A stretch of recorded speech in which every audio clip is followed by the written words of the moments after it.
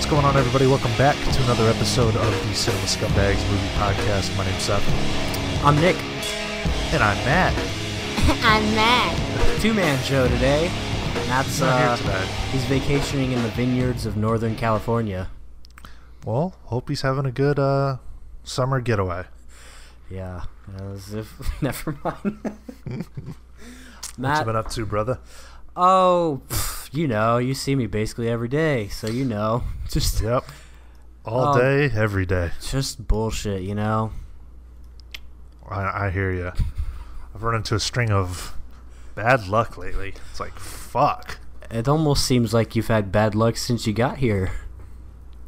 Yeah, it's problem after problem. It's never ending. Like, you almost want to go back to Iowa. No. I mean, it's just I'm in a little funk. Got to get past it, though, you know? Hey, we're the renegades of funk. It's, shit happens, as they say. I've heard that in the great Forrest Gump film. When it rains, it pours. Hey, can't rain all the time. It can't rain all the time, Brandon Lee. Unless you're getting shot in the stomach. Rest in peace. Big loss. Yeah, poor guy. That's really fucked up. I couldn't even imagine being on set that day, seeing something like that. Yeah, and the guy who killed him by mistake, I can't remember what his name is. He was an actor, though. He's been in a lot of things. He was like Michael Malley, I think. Very traumatized by that, where he took a long break from the business. Oh my God. He just passed away, I think, last year or a couple years ago. Yeah, I think he did. He was the mysterious figure in the Amazing Spider-Man movies. Oh, cool. Yeah, well, he's got a couple great movies under his belt. The Crow and the Amazing Spider-Man 2. Shit, it's a pretty good resume. Yeah, that movie always freaked me out, though. It's just kind of seedy and creepy and just gross. The Crow? Yeah. It's pretty bizarre. I love it, though. Yeah, like watching it young, I felt disturbed, which I guess is good. It's a good adaptation of a graphic novel.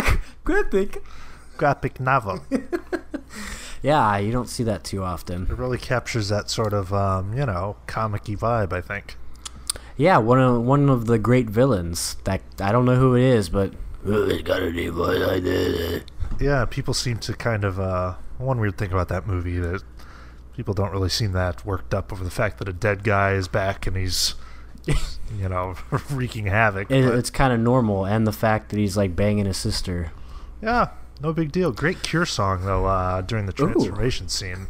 It's the song "Burn." It was exclusively for the film. Oh well, leave it to the Cure to make a transformation song. Robert Smith is the man. Is he still a man?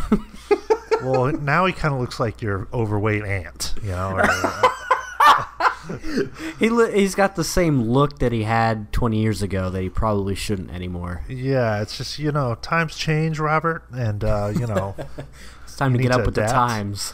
But, hey, I still love the guy. Hey, that's goth good. God. Ooh, did you ever have a goth phase? No, never did. It's never really goth. Good stuff. Well, why don't we jump into some news? We do have a few things here today. Sorry, just got a dust storm warning notice. That's what you get here in Arizona. You don't get rain, you don't get thunderstorms, you get dust storms, which is a combination of everything. A haboob, you would call it. Rain all the time. Okay, so right off the start, we got something that might be opening up a can of worms. It's a little late to the party, but James Gunn, the acclaimed director of such films as Super, Guardians of the Galaxy Part 1 and 2, he was fired recently for some tweets that he tweeted years ago. And this is going to become more of a bigger thing, too. A lot of people are getting hit recently, not just in the movie business, but I've also seen it in sports and athletes, or people are uncovering old tweets from these notable figures. It's very bizarre. It's almost like when the sexual harassment stuff started coming out. Right. A few people started, and then it just avalanched from there. And it seems like the same thing is going on with people and their past tweets. But for James Gunn in particular, he made some pretty nasty jokes about, what was it, pedophilia. And let me see if I can get some of them here real quick. Yeah, that's real funny stuff there, James. I laughed at one of them, but yeah, it's not good stuff. And he was fired for it. And I don't want to make this a political thing, but it seems like that's kind of what motivated it in the first place. I think it was a guy named Mike Cernovich. I think he's like a right-wing... Oh, he's the guy that uncovered it? Yeah, so he's the one that brought it up. I guess the tweets had been deleted, and he had already apologized. Disney knew about it, whatever. I don't know if they would have known about it. Anyway, it says here, the guy's name, Mike Cernovich, right-wing conspiracy theorist, reposted Gunn's old tweets as part of an ongoing conservative strategy to portray what it sees as the hypocrisy of liberal Hollywood. So they are pretty hypocritical, a lot of them. They both are, from both sides. Let me see if I can get the tweets, because it's funny and hypocritical, because I guess this guy, Mike Cernovich, tweeted about rape himself. I probably should. I'll tell you what. If I was a high-profile figure, an actor, director, whatever, I'd be going through my Twitter and scouring everything. See, if I was like a newly famous person, the first thing I would do is just restart. Yeah, just make a new Twitter. Because, not to say that I've tweeted racist or, homophobic things, but you never know what people might find offensive. So let's see. Some of the tweets include, new poll, 9/11 jokes, always in poor taste or sometimes funny. Additional question, more or less offensive than Holocaust jokes. That one's whatever. For the record, I'm against rape and baby eating in real life unless you're really, really, really hungry. Actually, these are kind of stupid. Yeah, let me find the God, rape he ones. Sucks.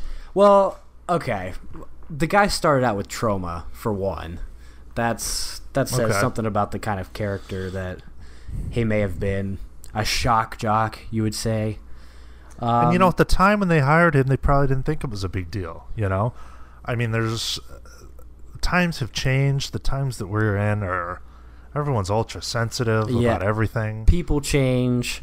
Yeah.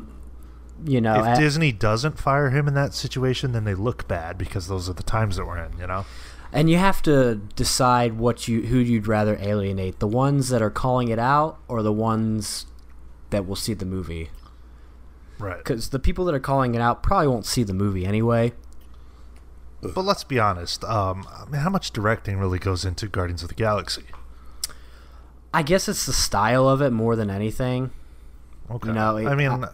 I feel like they could plug in anybody into that role and you won't be able to tell the difference, Oh, you definitely could now. I think that if they had a different director from the beginning, it would have been a completely different thing. But I think whoever they put in there now, it'll end up being... Well, they're going to say, okay, we're hiring you. Do your best James Gunn impression. Yeah. Just put in some 80s music. Right. Just made a joke about ass raping my friend when she was asleep. That one's not very good.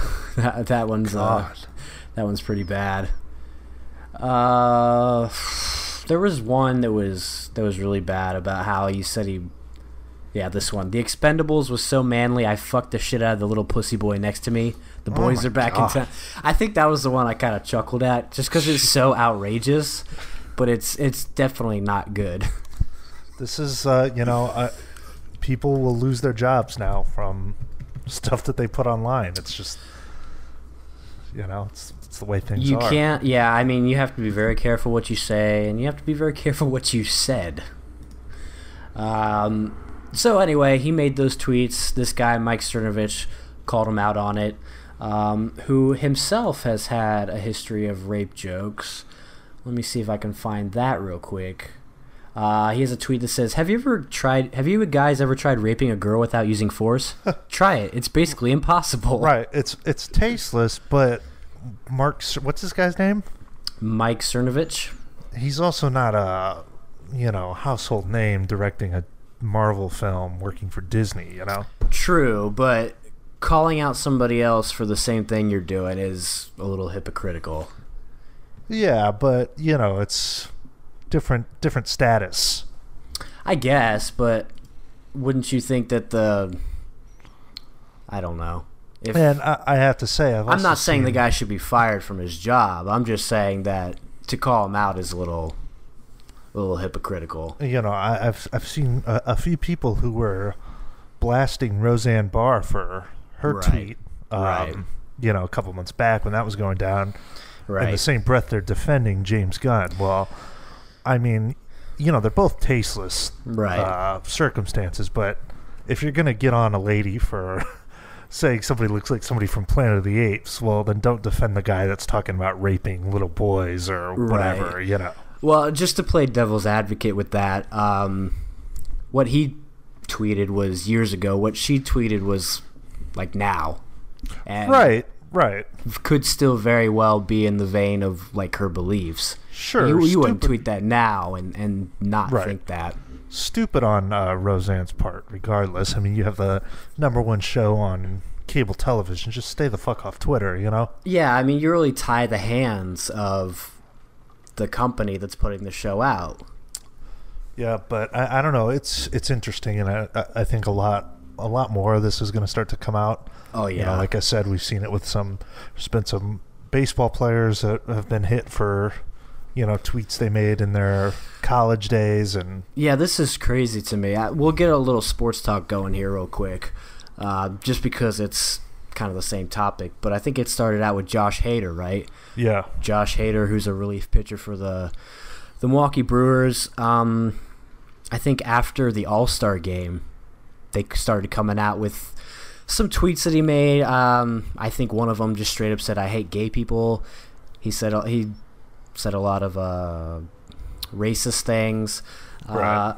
And after that, I know Trey Turner, that happened to him too, and I think Sonny Gray just came out. Sonny Gray, man, let me go back to what I said earlier. When it rains, it pours. Because, oh, God. First of all, that guy has just been sports talk for a second. Baseball enthusiasts here. Yeah. Sonny Gray's just been a colossal failure for the Yankees. Got booed off the mound the other day. And then, like, he just got shoved to the bullpen, too, today. Yeah, and then an hour later, all these old tweets from him come out, and then he deleted his Twitter. So, I don't know. It's just, you know, Twitter is powerful. Social media is powerful, you know? That's the scary thing. It's the outrage culture. It's the social media culture.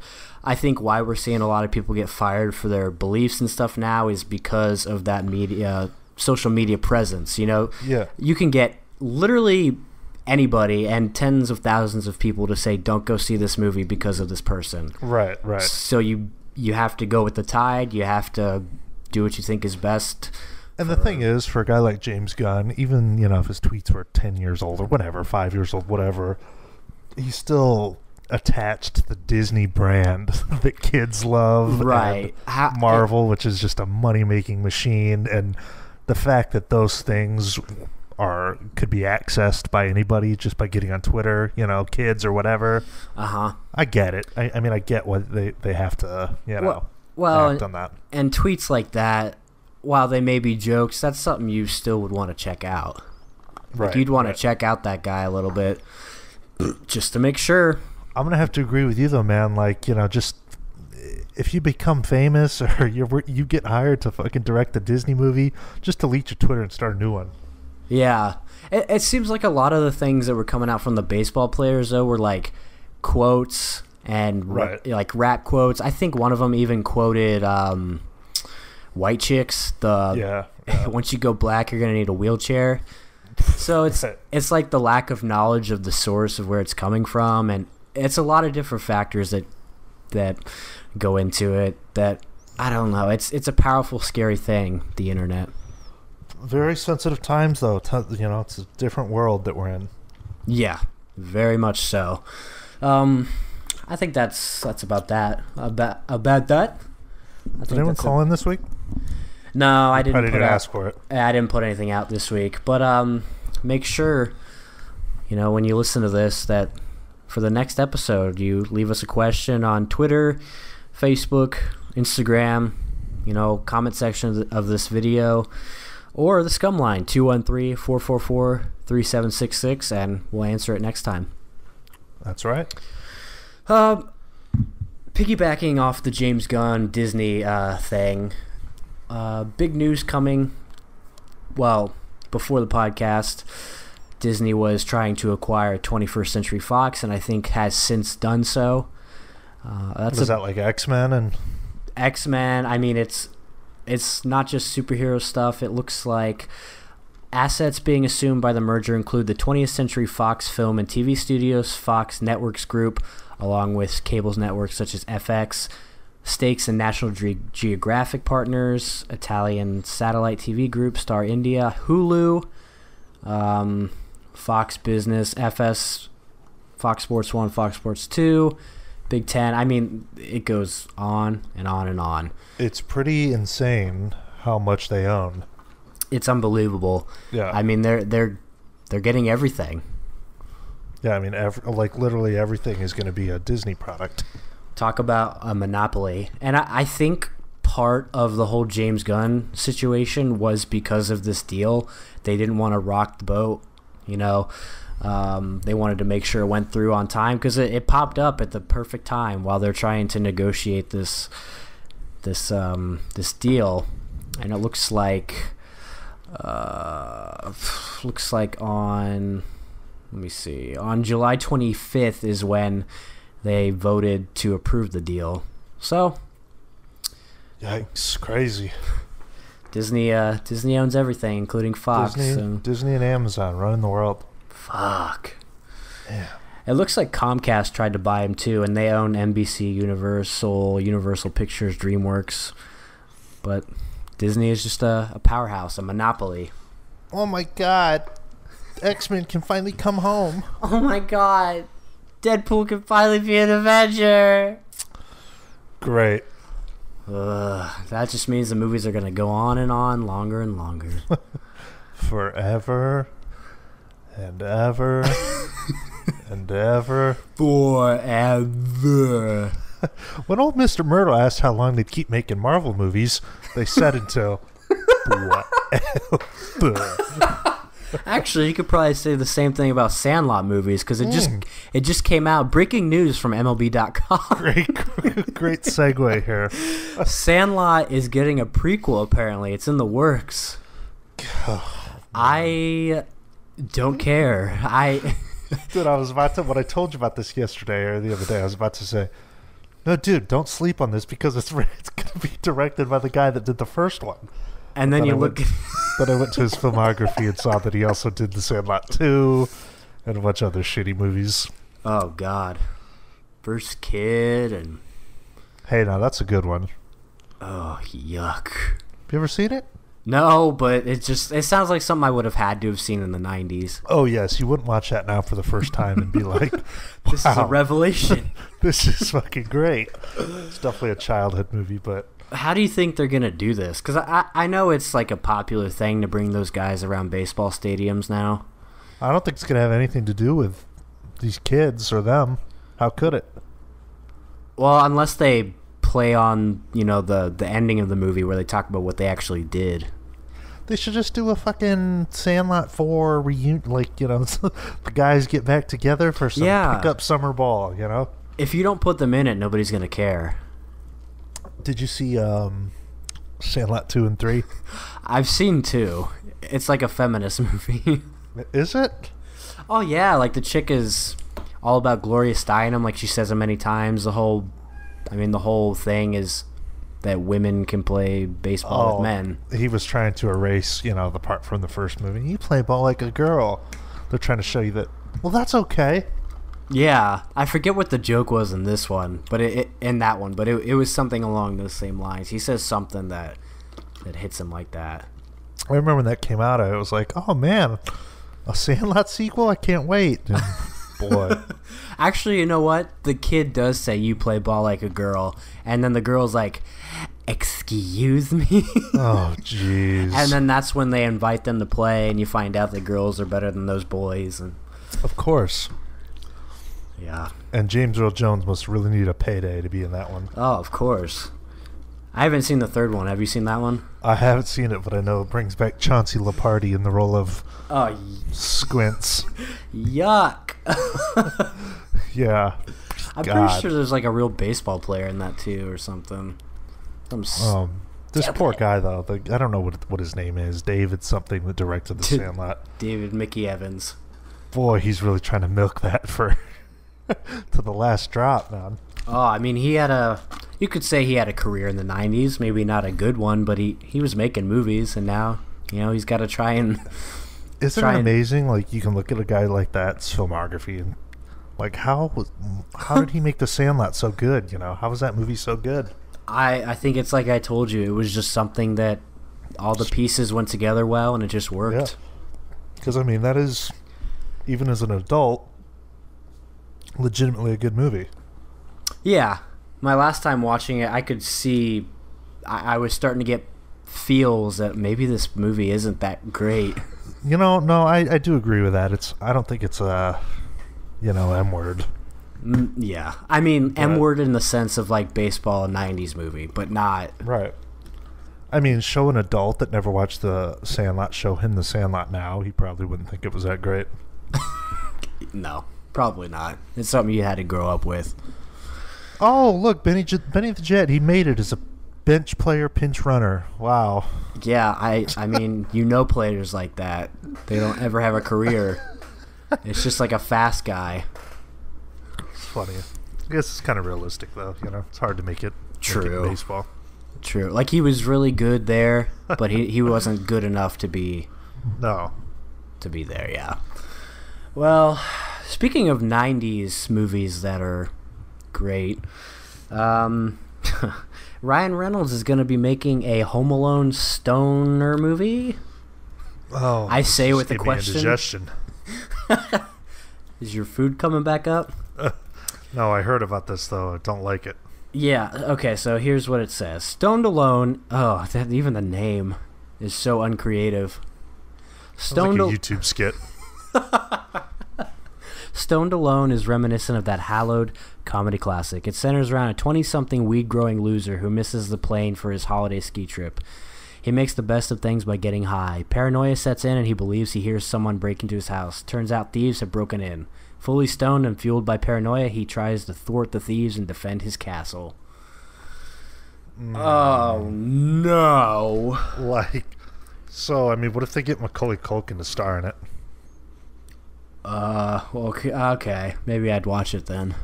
I don't like this. I don't either. It's just silly. Why? Like, what if they got Macaulay Culkin and he's a stoner, and then, Harry and Marv are back. Just leave it alone. This doesn't sound good. It says a 20-something-year-old, and Macaulay looks like he's 3,800. So I don't know if that'll work. I mean, I don't know. It just doesn't sound like... I really don't know how to talk about this. It says Reynolds will produce the film with director Augustine Frizzell. So let's check out this filmography. Oh my God, it's a woman. Wow. Okay. She's married to David Lowery. I don't know if that's pretty cool, I guess. Maybe he'll be part of it. Oh, I've seen her before, I think. Maybe I haven't. She looks familiar, though. Looks like she's an actor and filmmaker. Let me see here. Okay, she is known for... Yeah, she looks like a poor person's Topanga from Boy Meets World. If you go look at her picture on IMDb, she looks like a poor Chloe Savini. So even poorer than already. You can't get much lower class than Chloe Savini. Looks like she's been an actress. She's directed really nothing. Shorts and a movie called Never Going Back that came out this year. Oh man, I just is this going to be like a big thing, you think? Big theatrical? I just don't see it like that. It sounds like a spoof comedy, Yeah, it just doesn't sound right. It sounds strange. I don't like it. Leave it alone. Hey, I mean, fuck it. I don't care. Fuck it.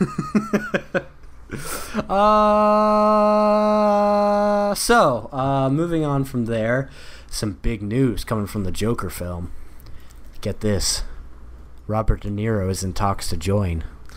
get this. We've been talking about this fucking Joker movie for 3 years, Yeah, but it seems like they're finally starting to get stuff going. And Joaquin's going to be in it. And this is the one that's not related to anything else. I believe so, yeah. It's just an origin film. It says that Robert De Niro is going to play a talk show host that somehow is part of the origin of the Joker. So he finally got his big break from the King of Comedy. Oh, God. It's really just a sequel to the King of Comedy. Well, at least it'll be better than Dirty Grandpa or whatever that movie was called. Anything would be better than Dirty Grandpa. Yeah, it's hard for me to get excited or really speak about this because... Well, I don't really care, for one. Look this way, Grandpa. Come on, Grandpa. Can you do it too, Grandpa? Oh, fuck. That's a good movie. Well, it's like Robert De Niro hasn't been in anything worthwhile for a while. Yeah, I mean, The Irishman coming up, but other than that, it's a bunch of junk. Being Flynn. Wow, that was a great one. Ew. Holy shit, it's 14-5 now? Please shut up. Sorry, it just popped up on my game. Yeah, so Seth's walking away for a second, probably go take a dookie. Sorry, I didn't mean to leave you talking to yourself. I had to shut my door. I knew you were leaving. It's okay. I took care of it. Yeah, Robert De Niro doing that. We also have some news that Timothée Chalamet may take on the role of, I don't know, the character in Dune, the main character. Oh, Dune. Yeah, that's still happening. I think it's supposed to be split into 2 movies as well. Okay. Is this Dune a remake? Yes, it is. I haven't seen the first one or the original. I haven't either, but I assume that the character he's going to be playing is the main one, which was played by Kyle MacLachlan, I think. Oh, God, Sting was in it? Ooh. Yeah, I've never seen the first one, but it's being directed by that one director. Denis Villeneuve. Denis Villeneuve? Denis Villeneuve, yeah. So, I mean... Pass. You're stupid. What do you know? I don't know. I mean, he's okay. I don't really care for him. That's stupid. Well, I haven't seen fucking Blade Runner 3000 or whatever it is. Have you seen Prisoners? Yeah, it was good. Have you seen Sicario?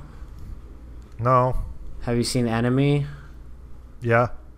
Have you seen... What's I'd love for someone to give me a logical explanation of what's going on in Enemy. Oh, actually, I was just reading about it today. So if you really want to know, I'll tell you. Oh my God, it's a big spider. Yeah, so I guess the whole thing is the spider's supposed to represent... his adultery or something. Well, his woman tying him down, it's supposed to be them tying him down. At the end with the big spider, he thinks he's over it. That's why he sees her regular, and then he goes into the room because he's so pretentious. He's telling her that, oh yeah, I gotta go do a work thing, when he's really actually gonna go to a strip club. And very pretentious. Hey, good movie. I like it. Yeah, I mean, it was fine. I mean, that last scene with the spider, you're like, what the fuck? What the fuck? Anyways, Timothée Chalamet. Yeah. He's next big thing, I guess so. I like the guy. I mean, I hope to see him do well. He's good. Yeah. Good in the gay stuff. Yeah, very convincing femboy. Moving on, we have a surprise that came out. So I guess the Coen brothers were working on a Netflix series, and it came out like a gay boy that it's actually going to be a film. About what? So it's called The Ballad of Buster Scruggs. It says it was announced as a Netflix original series that would feature 6 tales about the American frontier. The project is actually a 132-minute feature film, though one maintaining a chaptered anthology structure. Oh, it's got Thomason. Ooh, does it? Yeah. Ralph Ineson. Oh, yes. Love it. Thomason. Yeah, it also says that Tim Blake Nelson is starring in it, and then Zoe Kazan, Liam Neeson, and Tom Waits are also going to be in it. Zoe Kazan? All right, I see you, girl. Zoe Kazam. Zoe Kazam. Yeah, I guess it's going to have like an Oscar season release, so that's pretty cool. I mean, I prefer the Ballad of Buster Keaton. Would you, though? I've seen one of his movies. I prefer the Ballad of Fatty Arbuckle. The baddie of Fat Fuck Arbuckle. Yeah, so that's cool. We get a Coen Brothers film this year. Nice. Let's put this out onto a tray. Nice. Let's get this out onto a tray. Nice. Is anyone out there seeing a Steve 1987 MRE? Probably not. I think we're the only weirdos that like to watch MREs opened. Steve 1989 MRE info. Great channel. Check it out. Good stuff if you're into weird stuff. Let's see. It's talking about some more stuff like Orson Welles' completed film that just happened. Oh, okay. So it's going to end up coming on Netflix along with Alfonso Cuarón's black and white semi-autobiographical drama Roma, Paul Greengrass's 22 July, an account of the 2011 Norway terrorist attacks, and Orson Welles' film. So that's cool. A lot of stuff. Okay, neat. And then I just wanted to talk about Hereditary for a second because, well, for one, it's a great film. And two, it broke a box office record. It's the highest grossing indie release worldwide. A24 indie release ever. Wow. It's wild. Yeah, so People love their devil films.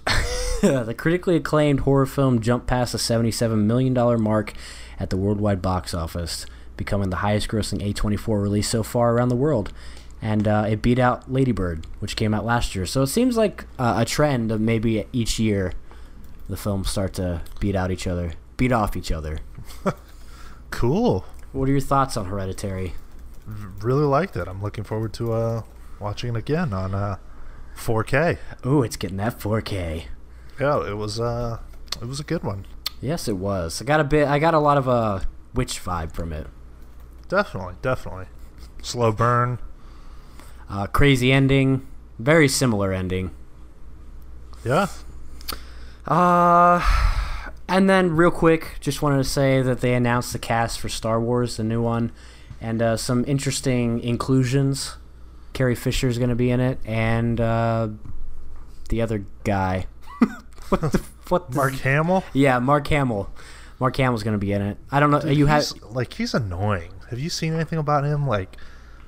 He just is so what outspoken and critical about Star Wars and what they did to his character. And so is every other fucking idiot that likes Star Wars. We had a whole episode about that. It's just like, Mark, give it a rest. Yeah, I mean, we know that's all you have left, but at some point you gotta go. He's like an accomplished voice actor, just stick to that. It's fine. I mean, he's still doing movies and, like you said, still doing voice stuff. Well, the interesting reason behind it is because apparently he died in it at the end, or I don't know if he died, but he used all his Jedi power and kind of disappeared. You just spoiled The Last Jedi for me. Sorry, I know you don't care. No, I already looked that up anyway, so I could spoil it for people. Real prick. No, I'm just kidding. I don't do that. Don't you go into Yankee blogs and do that? Never have. Yeah, and with Carrie Fisher, they said they're going to use previously unreleased footage from The Force Awakens to meld it together. That's interesting, but my whole take is they should have... Spoiler alert, my whole take is they should have killed her off when she blew up into space, but that's just me. My whole take is they should have never brought Star Wars back and should have just left it. Yeah, female robots and... Oh, God. Fucking God. Isn't Billy D. Williams coming back? He is, actually. It's payday, Mr. Billy D. Wasn't he like, I don't know, would you call him like a sex idol in that movie? Wasn't he like... A sex idol? Like he's there for his his sex icon. Well, whatever. I wouldn't say icon because like, sex symbol. There you go. I don't know. Well, he's definitely looking old nowadays. So. Yeah. Lando Calrissian. He's got to be fucking 70. 81. Holy shit. Oh my fucking god. Christ. I think that surprised everyone. Well, he still looks good. You know, black don't crack, so. It's true. I mean, it's true. How old's Harrison? Harrison's 76. My god. Okay. Yeah, I'm still not interested, but. Yeah, I mean. Well, they don't even have Carrie Fisher's age, but I guess it's because it stopped. Rip. Rip. Hey, if you haven't checked out our Graveyard video from like a year ago, go check it out. Love Got to see Carrie Fisher and Debbie Reynolds and many other people. So check it out. Let's get into some trailers. There were a lot of these too, because I think Comic-Con went on, so we got a lot of like bigger things. First, we finally got to see Overlord, the next film in the Cloverfield series. Yeah, interesting. Thoughts? You know, it looked okay. I mean, I was interested in it, but I'm kind of over this whole Cloverfield thing. Yeah, no, I agree. I don't like, you know, once I found out how much I loved the first Cloverfield, all those years of sitting waiting like, come on, let's continue the story. I want more Cloverfield. Well, it's the way they did it. Well, yeah, and then they gave us more Cloverfield, and I am not really a fan of it at all. I do like 10 Cloverfield Lane. I think that's a pretty dope movie. Well, personally, I know you don't think the same thing. I think that's the best in the series. I gotta respect your opinion. Thank you. This new one, I got a bit of like a Nazi zombies vibe from it. Yeah, like a Wolfenstein or something. Yeah, I don't know. It looks cool.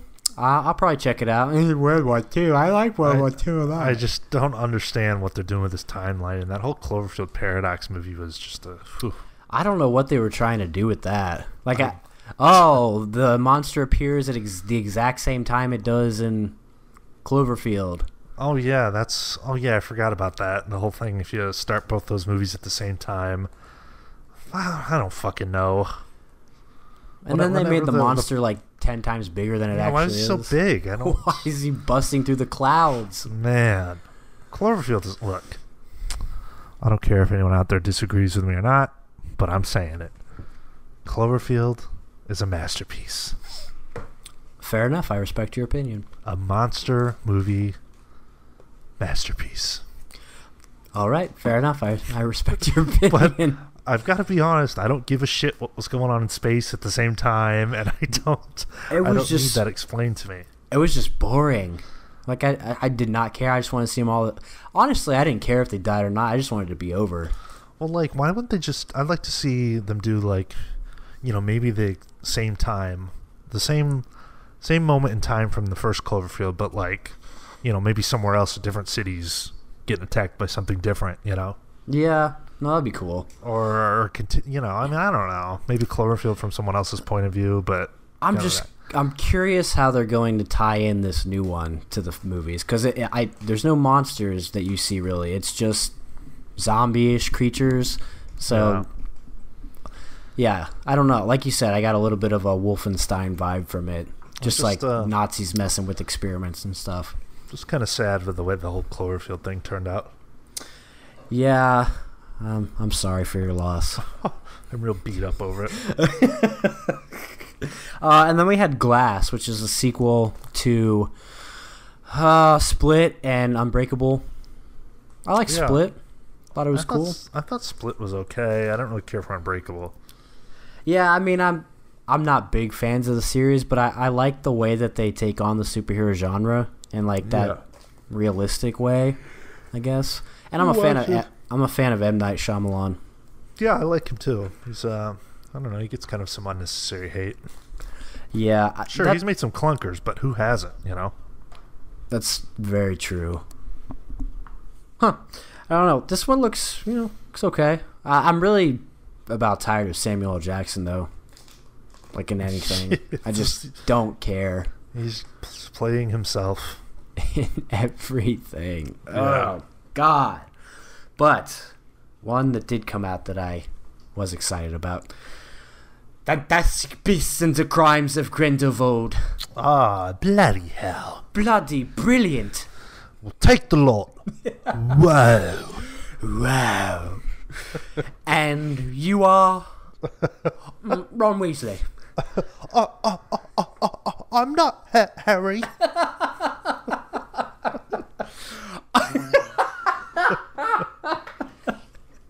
Oh, that's too fucking good.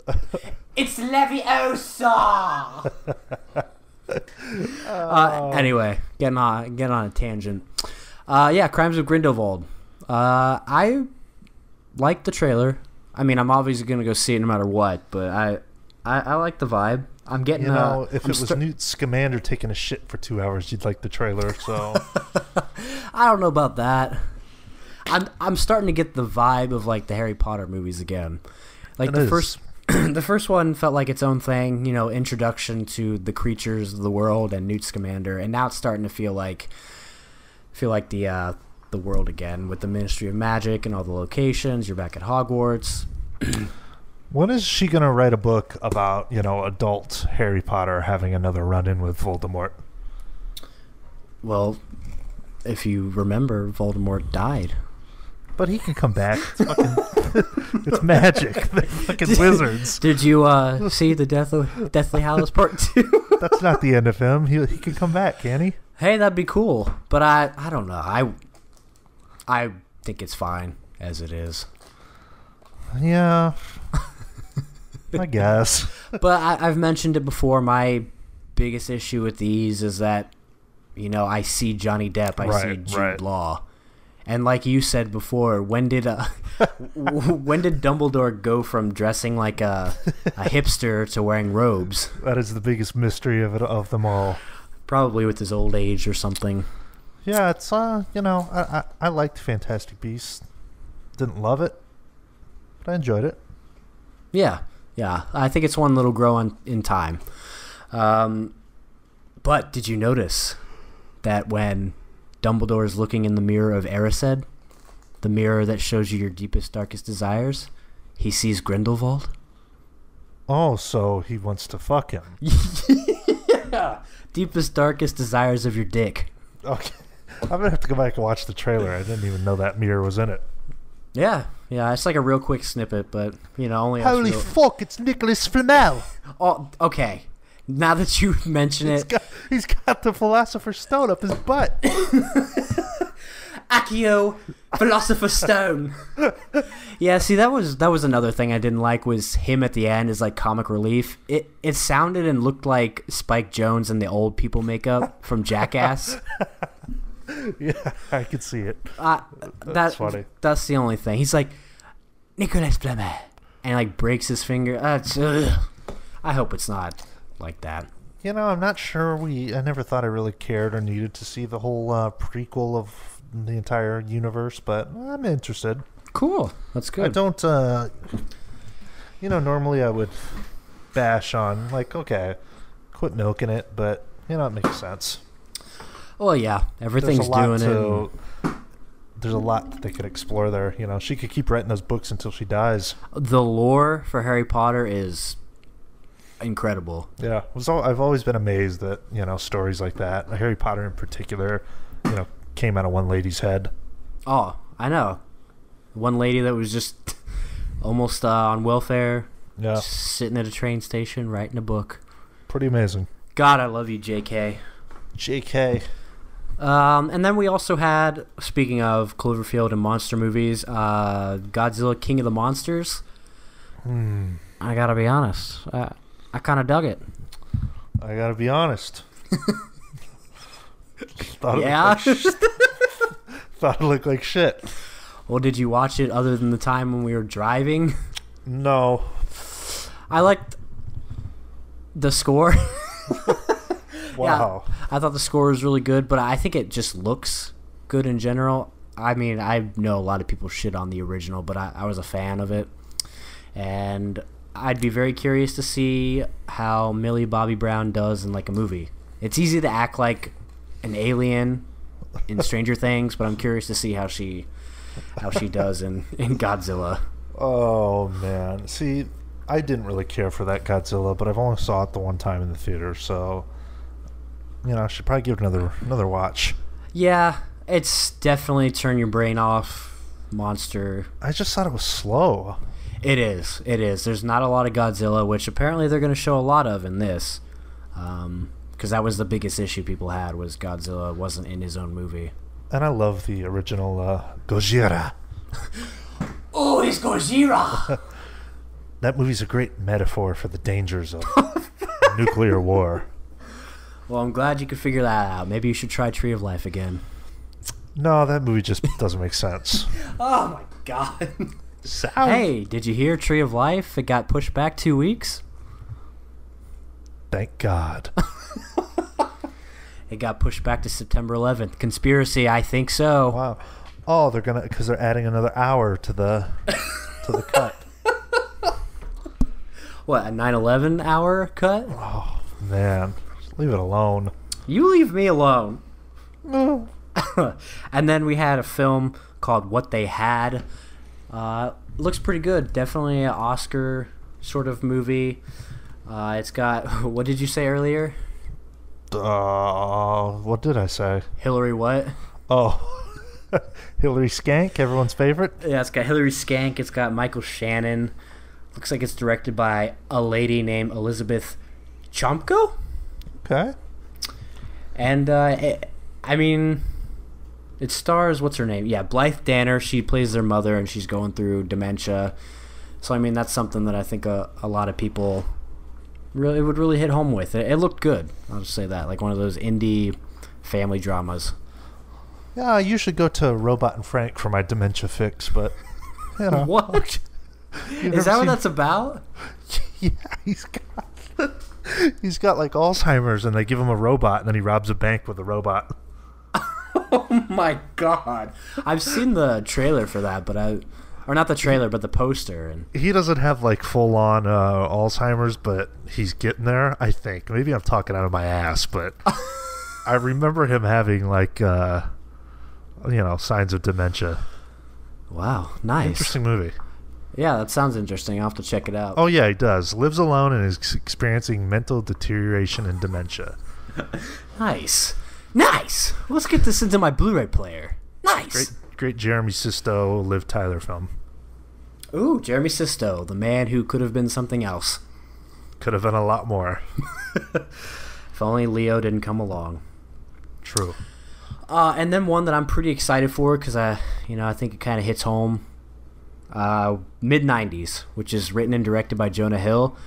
This looks great. It does.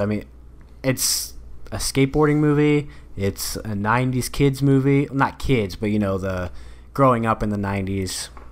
I love those 90s coming of age films. Oh, yeah. The Whackness, anybody? Ooh, yeah. Oh, that is a 90s thing. Fuck, dude, that movie perfectly captures the decade. I think what helps with this one too is the kid is younger, so he'd probably be around the age the age that we would be.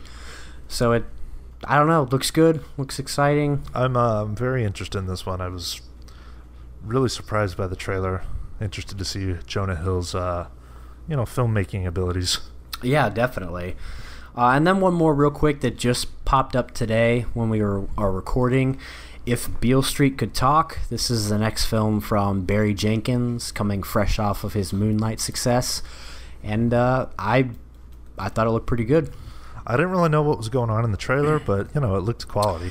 Yeah, apparently it's about a woman trying to get her husband out of jail before their kid comes along. But I got a real emotional vibe from it. Looked pretty good. I got the same vibe as like the Moonlight trailer, too. Right. It's just kind of, I wouldn't say surreal, but just the way it was shot and the music and everything. And I remember when that trailer came out, I was like, wow, what is this? This is intriguing. Good shit. Yes. So, moving on. We are done with trailers and news. Let's talk about some Blu-rays. So, I guess I'll do everything and get the Blu-rays. Just keep talking. I'll keep chiming in. You just keep, So I'm not doing that. What are you talking about? August 7th, Tuesday, we have Predator coming to 4K. Does this benefit from a 4K release? Probably not. It looks fucking dated. It's actually getting a 4K for all 3 movies. Ooh, Predator 2, a Danny Glover classic. Yeah, I wonder how that'll look on 4K. I don't know some of these 4Ks. Like, I'm wondering if it'll go down the same road as Blu-ray, because like Blu-ray, you have everything. Yeah, 4K, that's what's happening. 4K to me seemed like at first it was just like a specialized version of films. Yeah. Not every film, but a lot of films. Yeah, this is just like, I don't know. I like 4K. I will buy them, if it's a new movie or something that I really love. But stuff like Predator, I don't need to buy a $30 4K release of it. Yeah, I mean, shit, they're coming out with Step Brothers on 4K. That just so goes why to does show that benefit? Yeah. the sort of direction they're going. We're also getting Transporter 3 4K. How about Trainspotting? Ooh. Trainspotting the original? Yeah. That would be nice. We're getting a Shout Factory, Someone's Watching Me, with... Oh, it's a John Carpenter film. God, that guy does so much. He's he's got a lot of I didn't say so much good stuff. I just say he does so much. I mean, for The Thing and Halloween and Big Trouble in Little China, there's definitely more clunkers in his filmography. Oh, for sure.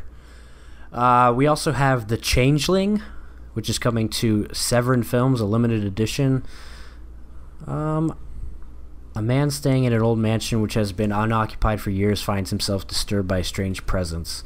I mean, it looks like something that not only is old, but like one of those kind of horror films most people would know about. Right. We also have the Virgin Deal of the Day. Virgin Deal of the Day. We're getting, let me see here real quick. 1, 2, 3. Give me a second. 4, 5, 6, 7. 7 editions of The Death of Superman. Oh man. My fucking God. Who needs 7 versions? 7 virgins. 7 versions for 7 virgins. Oh man, I can't speak on any of these animated DC movies. Whatever. I can't either, but you don't need that many Are those virgins. Like kiddie movies, or are they like? No. Sorry, hold on a second. Sorry, the Phillies just hit a walk-off to win it. So must be nice. It was way up in the air, so I just had to make sure. So, anyways, a lot of them are not. I think this one looks more like a serious one. I mean, there's one called... Fuck, Jerry O'Connell's Superman? Shit. Might need to grab this. There was one called Batman vs. Robin, which was a little darker. And, of course, you got The Killing Joke, which I guess is super dark. So, it kind of depends. They're all different. Bet Superman wins. How do you know? And then we have... This could potentially be another Virgin Deal of the Day. We have the Mighty Morphin Power Rangers Complete Series, 25th Anniversary Edition. Like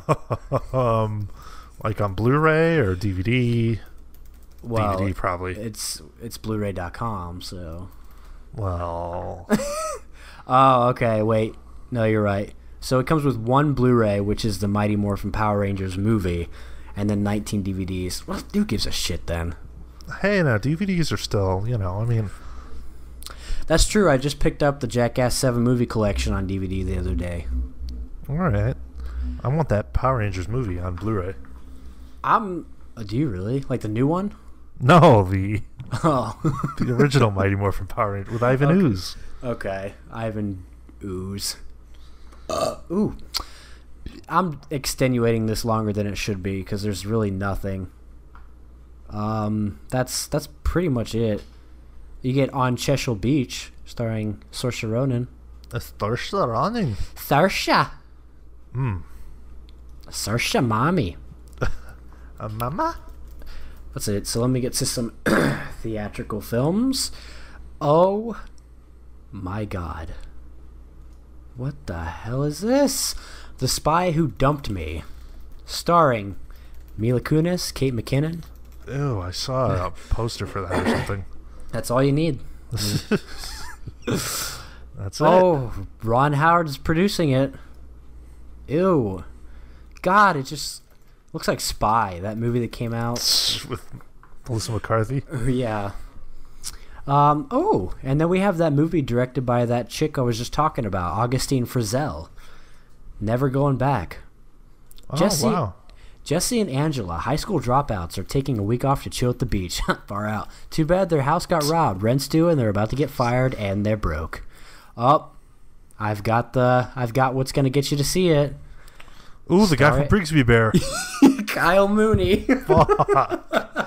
Damn, this is going on the watch list. Oh no. Shit. Oh, I hope he's less retarded in this one. Hey, this doesn't look that bad.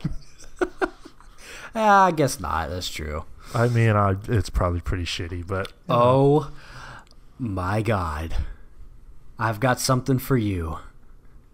Coming out, The Miseducation of Cameron Post, which is starring Chloe Grace Moretz and Sasha Lane. Oh, shit. Sasha Lane is back. Oh, they're like lesbians, aren't they? Yeah, a young girl is forced into gay conversion therapy center. Wow. Interesting. Oh, is Chloe Grace the lesbo in this movie? I assume they're both the lesbos in it. Yeah, she's wearing a suit in this picture, so... Oh, yuck. That probably answers it all. Nothing worse than a... Oh, my God. That hurt my ear. What? You just something screamed or squealed or... Sorry about that, ladies and gentlemen. Got to see Sasha Lane still getting work. Yeah, this and American Honey. Now, hey, watch what you're saying, because... You neglect to remember. She's going to be in the new Hellboy movie. I don't care. And, well, I thought she was going to be in this movie with Ella Coltrane, but maybe that got scrapped. Yeah, they couldn't figure out how to make him act well. No, Shoplifters of the World. This movie actually sounds awesome. Why? 1987, Denver, Colorado. One crazy night in the life of four friends, reeling from the sudden demise. I can't. Sudden device. Reeling from the sudden demise of iconic British band The Smiths, while the local airwaves are hijacked by an impassioned Smiths fan with a gun, based on true events. I'm sorry. He can't act with an American accent. I'd hate to hear him try to have a British accent. Doesn't this just sound like it's destined for Amazon Prime? It sounds kind of cool, though. It does. I'd watch it. Yeah. What's it called? Shoplifters of the World. Oh, terrible name. Sasha Lane was in that at some point. Looks like she got dropped. Wonder she says, why. "Oh, fuck this! I'm gonna go be in Hellboy. You guys can do this movie." Shoplifters of the Penis. Looks great. Let's see. Well, there's nothing to see.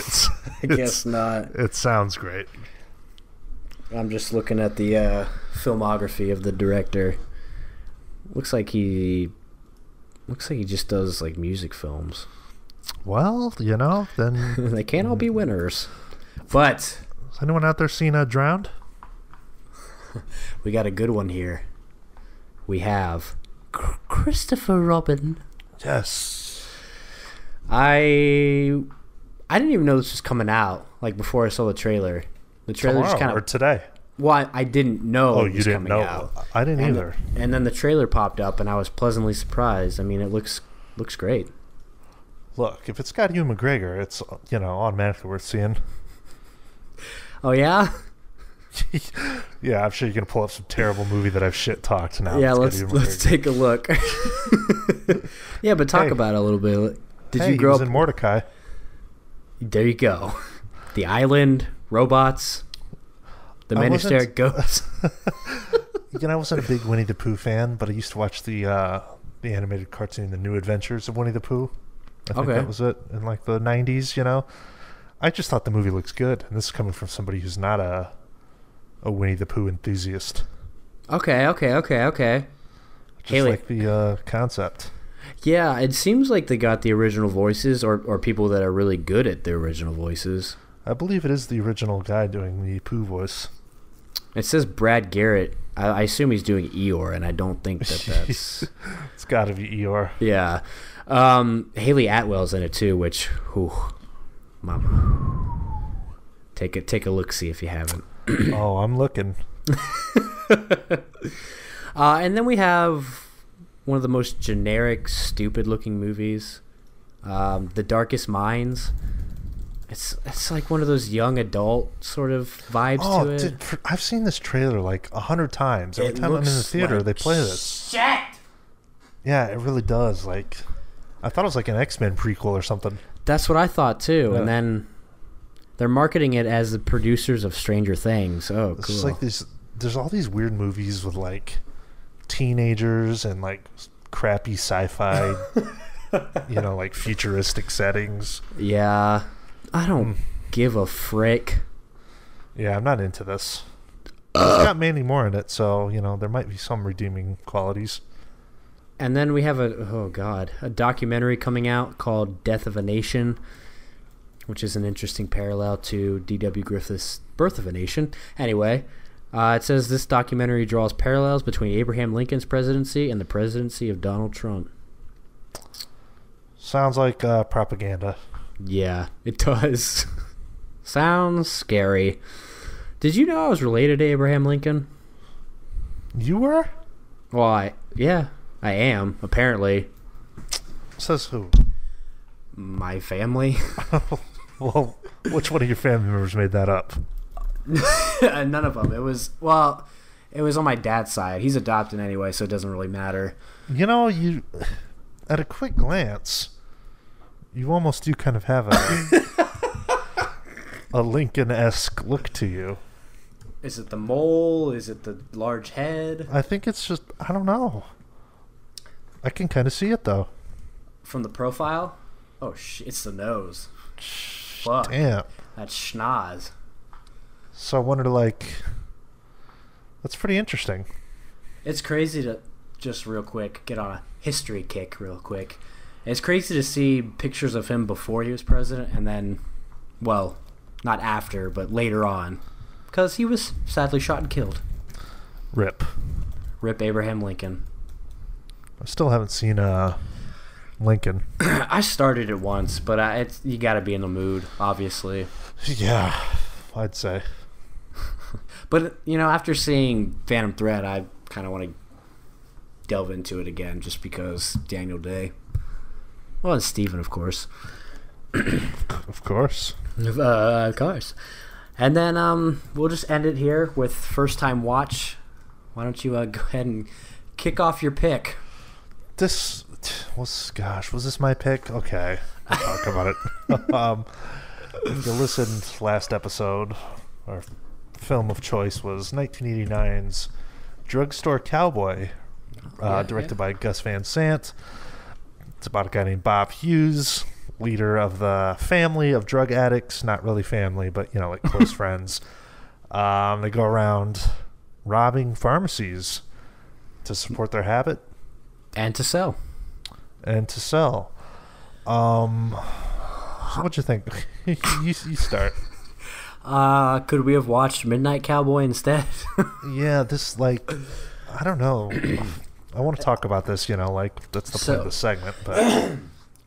Okay, that's the thing. There's not much to talk about. So I'm under the impression at this point in my film watching career that Gus Van Sant made one good film and has never made another good film. Now, I don't know. I mean, I love Good Will Hunting. That's a masterpiece. Right. There's things of his, though, that I really wanted to see, Milk is not bad. Yeah, Milk. My Elephant. Private Idaho, maybe. I heard Elephant's pretty good if you're in the school shooter mood. It's another one of those films that was just so boring. There was nothing to it. And that's my main gripe with this movie. There wasn't anything going on. It was just boring. Yeah, he also directed the Psycho remake, though, which should erase everything else that he's done that's good. So, yeah, maybe he's negative. He's also doing that new movie with Joaquin, Don't Worry, He Won't Get Far on Foot. I actually heard that's good. Yeah, so, okay, maybe he'll have another good one. But other than Good Will Hunting, that's, like, the best thing he's ever done. Yeah, this to me was just kind of slow and cheap. Cheap.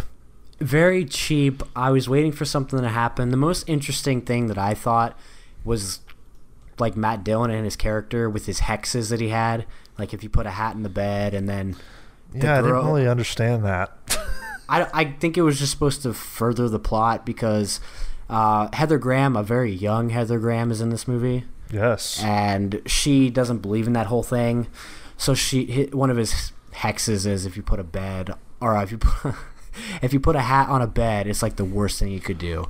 So she does that, and she ends up overdosing. So I thought that was the most interesting part of it, was just how that came to fruition. But other than that, it was very slow. It dragged. A nice young 19-year-old Heather Graham. Oh, 19. There we go. I was wondering.